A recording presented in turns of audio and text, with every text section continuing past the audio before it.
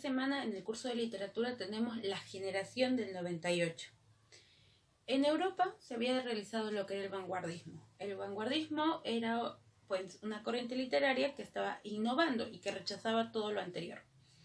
Como dijimos, desde el siglo XVIII España va a entrar en crisis y por lo cual no va a tener grandes representantes como sucedió en el periodo del siglo de oro.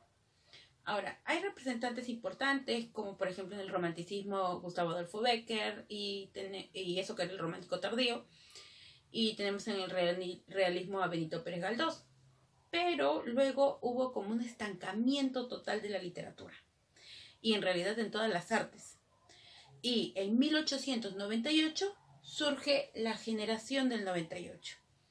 ¿Qué estaba sucediendo en España en ese tiempo? España entró en su peor momento. Hablamos del llamado desastre nacional. Tenemos la guerra contra Estados Unidos que va a tener España, donde pierde sus últimas colonias: Cuba, Puerto Rico y Filipinas.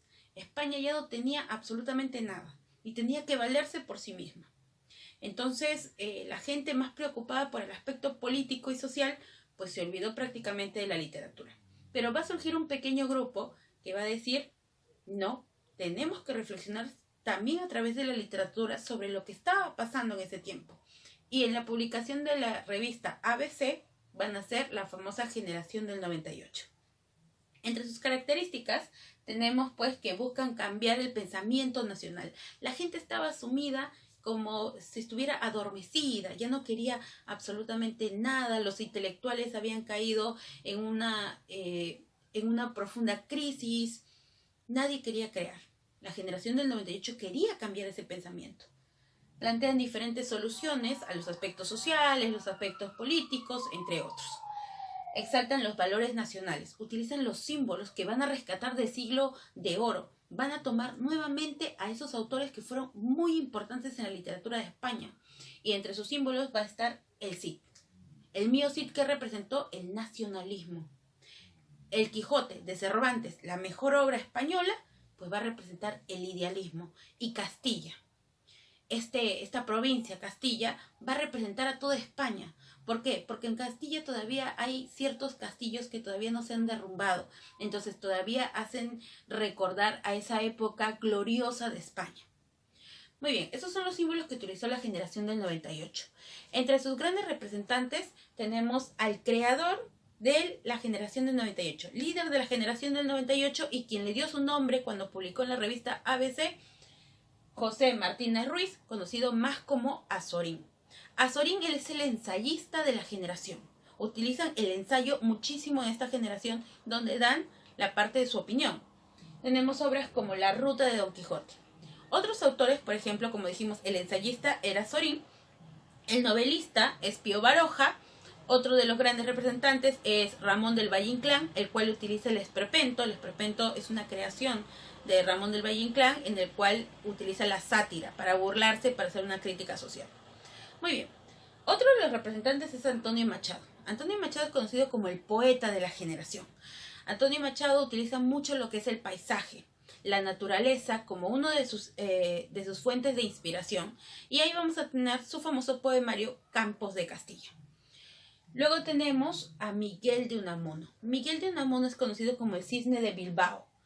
Él es el filósofo de la generación, porque utiliza la filosofía dentro de su literatura.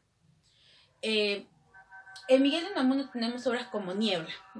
En Niebla utiliza la famosa níbola, que es una especie literaria que él utiliza para poder desligarse del realismo.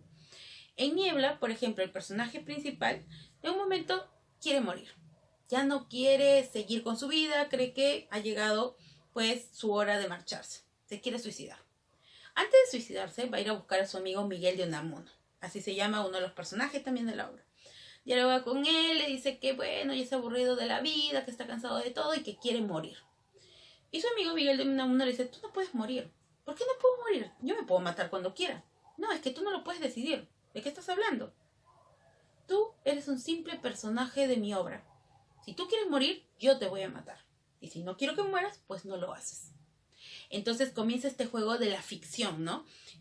Miguel de Unamuno se presenta a sí mismo dentro de la obra como un personaje que a la vez es un autor y que este muchacho que quería morir, pues simplemente era al final un personaje de una obra de Miguel de Unamuno. Y los personajes se rigen a sus autores. Si quiere matar Miguel de Unamuno a este joven, lo va a hacer. Y si no quiere, pues no, porque él es el creador. Y tenemos otras obras como San Manuel Bueno Mártir, en la cual se cuestiona la creencia, la fe. Un joven había llegado al campo, donde estaba su familia, y estaba cansado pues de la vida en la ciudad, se había decepcionado por tantas cosas que había visto. Y cuando llega ahí, su hermana le dice, oye, ¿por qué no vas a hablar con el padre Manuel? Él es todo para nosotros. Nos ha traído la fe, nos ha traído las creencias, Dios nos ayuda muchísimo, deberías ir con él. El joven va a ver al padre Manuel y se hacen muy amigos.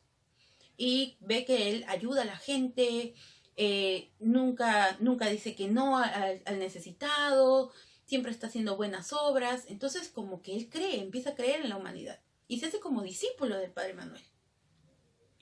Cuando pasa el tiempo, pues, y ya el padre está muy viejito, le confiesa algo. Le dice, ¿sabes qué? Te tengo que decir algo. ¿Qué pasa? Dímelo. ¿Sabes qué? Yo, la verdad, no creo que exista Dios. Le dice, lo dudo. Le dice, ¿cómo dices eso? Si tú le has dicho a todo el pueblo que Dios es la única solución y que ellos tienen que seguir el camino correcto. La verdad, yo dudo sobre eso. Pero la gente necesita creer en algo. Y su fe los va a llevar a realizar ciertas cosas. Es por eso que hago que sigan el camino de la fe, de la Biblia. Pero la verdad, yo dudo sobre eso. Le dijo que nunca contara este secreto. Murió el padre, pasó el tiempo y la gente lo quería canonizar porque lo creía más que nada un santo. Y el joven no sabía qué hacer porque en realidad este hombre nunca creyó en lo que tanto predicaba. Entonces, como vemos, mezcla la filosofía, ¿no es cierto? Esta cuestionar la existencia y todo ello.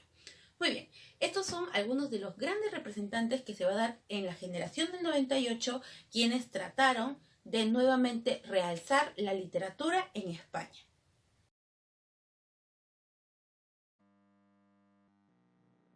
Muy bien, chicos. Ahora vamos...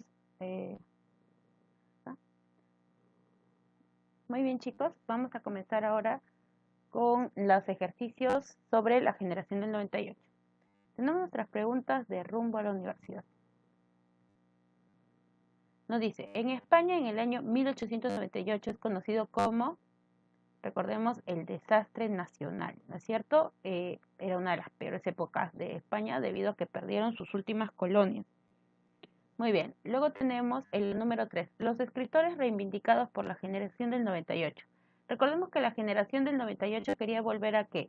Al llamado siglo de oro, ¿no es cierto? Y quienes estaban en el siglo de oro, recuerden que uno de los símbolos importantes era el Quijote. Así que vamos a tener a Cervantes, al poeta Garcilaso de la Vega y a Jorge Manrique. Muy bien. Ahora, el poeta de la generación del 98, quien dedica sus poemas al paisaje de Castilla, ¿quién era? Antonio Machado, ¿no es cierto? Él es el poeta de la generación, Azorín era el ensayista de la generación, Unamuno el filósofo de la generación, Pío Baroja era el novelista de la generación y el dramaturgo de la generación, pues era Ramón del Valle Inclán. Muy bien. Ahora, en la 7 dice, el género ensayo es preferido por los escritores del 98, es cierto. Era uno de los géneros que más utilizaron por sus condiciones para el cuestionamiento de la literatura, porque lo que ellos prácticamente buscaban era volver a renovar la literatura, ¿no es cierto? A sacar de ese pesimismo a los intelectuales de aquella época. Ahora, tenemos el número 9. Fue creador del esperpento caracterizado por la prosa satírica con lenguaje grotesco y desvergonzado. Esta va a ser la creación de Ramón del Valle Inclán. Muy bien, ahora dice, ¿qué es lo que ustedes tienen que hacer? Primero transcribir en el cuaderno la parte teórica, eso quiere decir la parte de la pizarra, y en el libro pues van a transcribir lo que ya está resuelto. La tarea, en el libro, la lectura, las preguntas de la lectura que están en la página 110 y las preguntas de rumbo a la universidad de los números pares. En el cuaderno lo que ustedes van a hacer es escribir características de la literatura de Ramón del Valle Inclán, ¿no es cierto? Así como yo he hecho de Azorín, de Antonio Machado y de Unamuno, ustedes van a hacer de Ramón de Inclán y mencionan pues alguna de sus obras de este autor. Muy bien, eso va a ser lo que nosotros hemos hecho sobre el tema de generación del 98 en España.